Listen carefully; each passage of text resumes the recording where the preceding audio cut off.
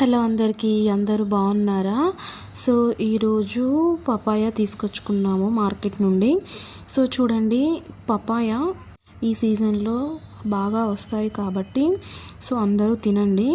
చూడండి, ఇప్పుడు నేను ఈ పపాయని కట్ చేస్తున్నాను. చూడండి ఎంత రెడ్గా ఉందో, లోపల చాలా బాగా పండిపోయింది. సో ఇప్పుడు అందరం ఉన్నప్పుడు తింటే బాగుంటుంది కదా అని కట్ చేస్తున్నాను. సో ఇప్పుడు ఈ సీజన్లో పపాయ, డ్రాగన్ ఫ్రూట్, ప్రోమోగ్రనేట్స్ వస్తాయి. సో సీజనల్ ఫ్రూట్స్ తినడానికి ఎక్కువ ప్రిఫరెన్స్ అనేది ఇవ్వాలి.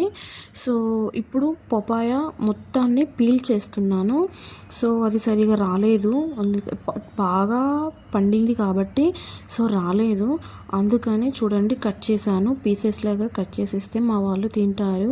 సీడ్స్ చూడండి, మీ దగ్గర ఇంటి దగ్గర ప్లేస్ ఉంటే సో ఈ సీడ్స్ని కూడా నాటితే మేబీ మొలకలు రావచ్చు. ఒకసారి అలా ట్రై చేయండి. సో నేనైతే ఇప్పుడు సీడ్స్ మొత్తం తీసేసి పక్కన పెడుతున్నాను.